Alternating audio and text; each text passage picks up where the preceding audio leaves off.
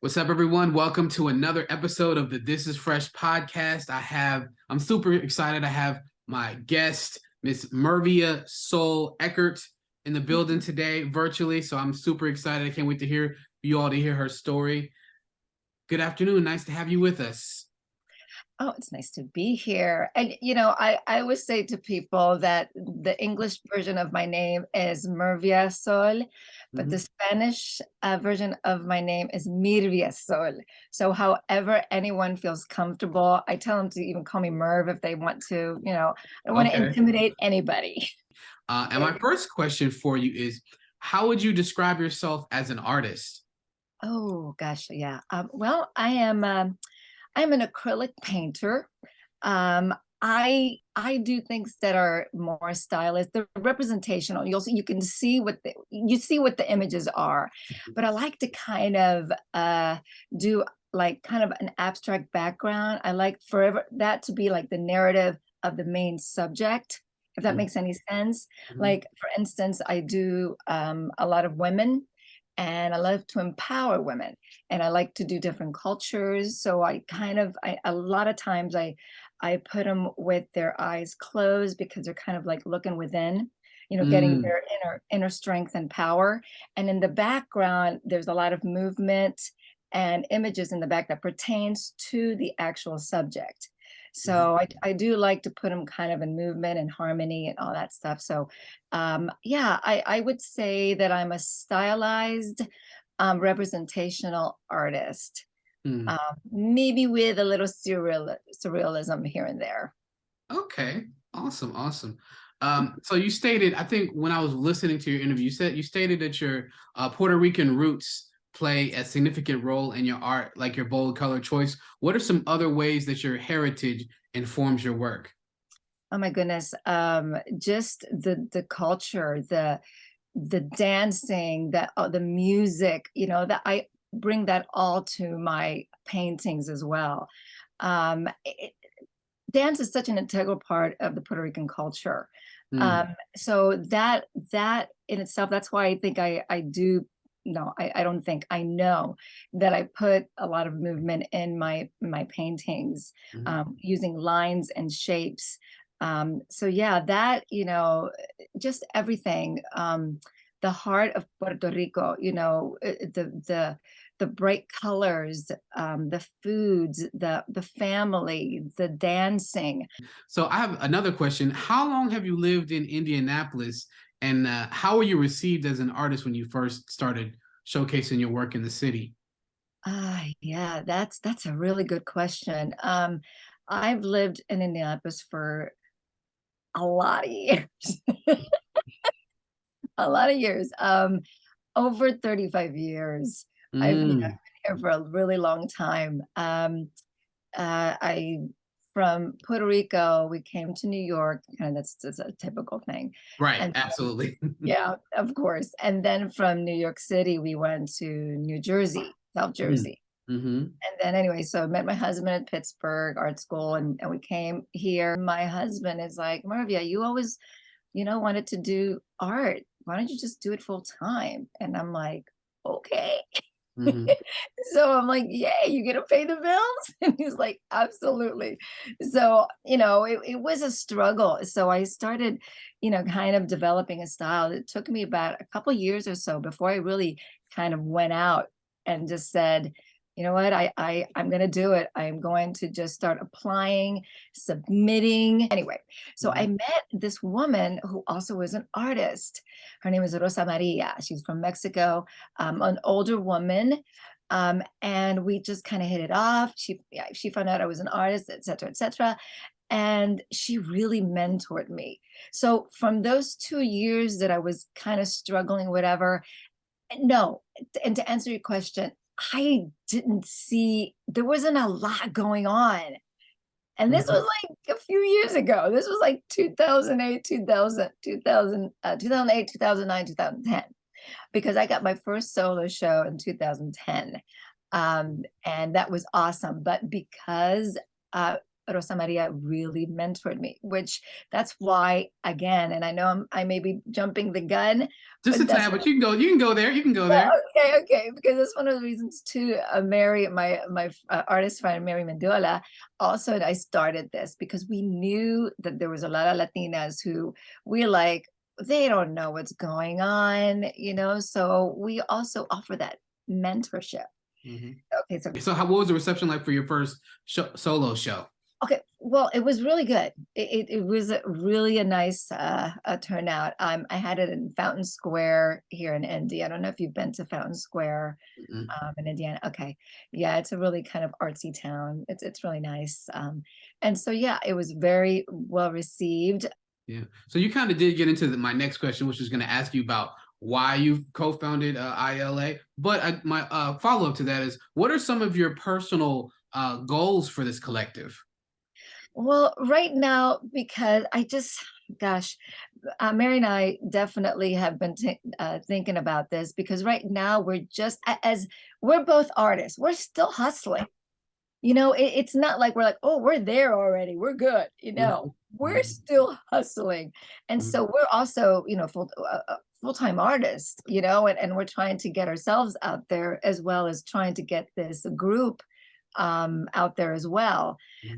So right now, right as this moment, what we're doing right now is just getting them out there, getting shows. They can get exposure. Okay. So we are trying to teach them to kind of get out there and go to venues, talk to the managers, talk to the directors, whoever it is that will listen, restaurants, cafes. So we're trying to kind of get them to feel confident enough to, get out there. Just if you're at a restaurant, you see some artwork or whatever, talk to the manager, see if they could do a little show for us. So we're trying to kind of empower them to do it as well. So right now, to answer your question, honestly, right now, it's just about showing our work together, letting people know that we're here. Okay. So that first exhibition was called Aver in September, and Aver means to see. So was this show about visibility or, maybe the lack thereof? And at the conclusion of the show, do you think the artist felt seen? Oh my goodness, yes. Yes. They were, oh my God, there were people that came up to them and wanted more information. One of the artists got interviewed on I think it was Wish TV, but don't quote me on that. Yeah, and so they're actually getting that exposure to, because a lot of people didn't even know. There was even people here going, are these all Latinas? And I'm like, yes. She goes, I didn't realize there were so many Latina artists here in India. And I'm like, thank you. This is why we're doing this. So we were kind of excited about that. Yeah, that's awesome. That's amazing. So you personally, you've had a lot of things going on, from having works in the Tiny Art Show to two of your works in the Ginger and Spice and Everything Nice exhibit. One of the pieces that really caught my attention was Never Far Away. When was it created? And could you tell us a little bit about that piece? Yeah, it was like, I believe it was a couple years ago. I'd have to go back to make sure. But yeah, that's kind of a representation of me. And I was just thinking of family and my friends, and especially family that I don't see all the time, but I still have them in my heart and always near me. So because I like to do kind of flowy things and movement and the hair and all that, I kind of put them kind of these faces in the hair. So that's why I did Never Far Away, because I was feeling I was kind of sad. I don't get to see my family as often as I would like, especially, my mom and my family, just my relatives, my sisters and just cousins and, close friends that don't live around here. So yeah, that's pretty much why I did it. Okay, so it's like your family and the ones that you love, they're never really far away because you have them in your heart and they kind of make their way into your art. Okay, I saw that was actually part of a series called Seeing Beyond the Shadow. What can you tell us about that series? What is that series in particular about? Well, I don't know. Women were such a mystery in a lot of ways. At least we're strong, sometimes people take women for granted, and I just think, showing that part of a woman, I for me, it's not an obvious thing. That's why when I make those portraits of women, I did one, a Moroccan woman, when we visited Morocco. I was just so impressed. I was so in awe with the women there. There was just this kind of silent strength, and I think women in general, we have that. We have that. And so I that's my way. That is my way of kind of showing that part of us. I don't always have to have the eyes open. I know they say, the eyes of the soul, the mirror of the soul, Yeah. whatever. Windows to the soul. Yeah. And so I want to shut that. I want to close that. Let them see everything else. Let them see what's happening, and with their expression. Some of them are very serene, and I just want them just to kind of really focus on the actual image and what's happening around the image. But yeah, I do like women, and one of the reasons too is kind of like what Frida said. Frida Kahlo, why do you always paint women? Because she knows, or her self-portrait, because she knows herself the best. Well, and obviously I'm paraphrasing. She didn't, don't quote me on that. It wasn't exactly like that. But for me, I know women best because I'm a woman. So of course I'm going to do more women painting, and I hear my friends and I hear people talk about their issues, and that's just my way of putting it out there. I think if people look really deep in my painting, it's not just a pretty picture. There's really more to it than that. I have a lot of symbolic images in my paintings, and I don't always make it plain. Yeah. So I noticed though in your art that you use bright colors, but you also switch to dramatic grayscale work and abstract imagery. How do you switch between the three? How do you choose which skill set you dip into for a new work you're starting? When I first did the grades, it was because my father had passed away.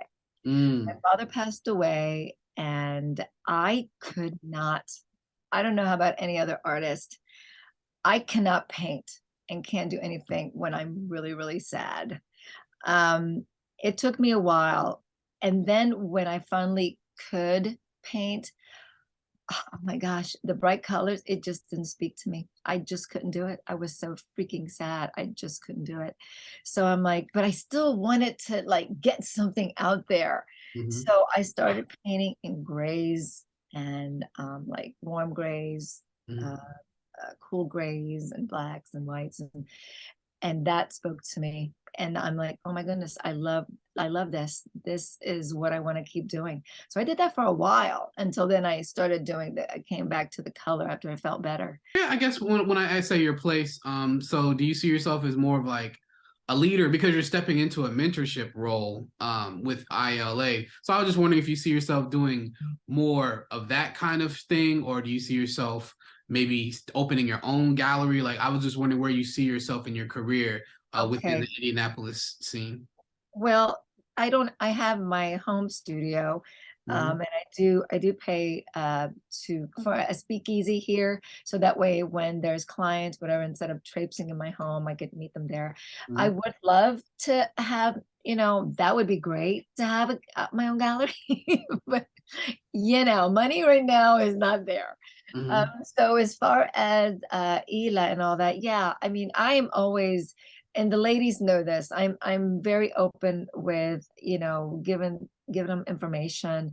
I'm always here for them anytime they want to. I do want Ela to succeed. I want to keep on getting shows for them, for me. Yeah, I just to grow, I still want to explore. There's still so much that I want to do, within my paintings and my subjects, and my paintings. So there's still a lot of exploring. I don't think we ever, because you can't grow if you don't explore. I mean, you got to keep doing it. Mhm. So as far as me, yeah, just getting out there, showing my artwork, helping Ela and mentoring. So yeah, that's pretty much in a nutshell right now. Mhm. Okay. Later, maybe something else, but right now, this is what I want to do. Okay, awesome, awesome. I have just a couple more questions. What are maybe some tips or some advice that you would give to a young artist just getting started? You kind of gave some tips scattered throughout the interview, like developing thick skin, but what are some things, what do you wish that the Mirvia now, if you could go back and talk to Mirvia when she was just getting started, what would you say to that Mirvia? I would say, please don't be so impatient. Mm. Don't rush it. I cannot tell you. I've had this a few times actually with young artists because they see you all of a sudden, I'm getting more recognition, I'm getting this, I'm getting that. And they're all of a sudden they see, oh, there, I want that. And it's like, do you realize how long it took me? You Mhm. know, so I just tell them, please, please, please, because some of them get really upset. Yeah. Why aren't they, choosing me? Why I submit to here? Why I'm applying here? And they say, no, no, no, no, no. And I'm like, do you know? I tell them, I have a folder, kid you not, Kenneth. I have a folder of rejection So do emails. And I. A yes, lot of I do. artists have the rejection folder. I have the rejection folder. Yeah, Yes, yes. yes. And I say, it's like, please, please. And that's what I would tell my young self is be patient, Mhm. be consistent, Mm, and show up. I am telling you, be consistent, have patience, and show up. I'm telling you, those three will get you there. Because if you don't, and obviously having a thick skin, because you absolutely do. And don't get discouraged. I mean, let me tell you, I'm not gonna lie. In the beginning, there was a lot of tears. There mm, were tears yeah. because that is something as an artist, we just talked about earlier. You put so much in your work, your love and everything. You stay up late, you're doing this and that. Oh my God, there's so much. And then to somebody to go, no, we don't want your work with us. You know what I mean? It's Yeah, just like, what? right. So, Or the no responses. That's the worst. Like, I'd yes, rather you tell me no so I can like not have hopes than to just be waiting and waiting. I mean, and then you don't know you're not chosen until you see, oh, they got the okay. Well, there yeah, you I've had those too. Believe me, I've had those too. go. So yeah, Yeah. definitely I would say please be patient and please keep working and please, please don't get discouraged. Just keep Mhm. showing up and be consistent. Mhm. Because that's what I did find out too, is like it doesn't matter that you don't know yet your style. Just keep working on it because that style, I'm telling you, it will find you. It will Mhm. find you.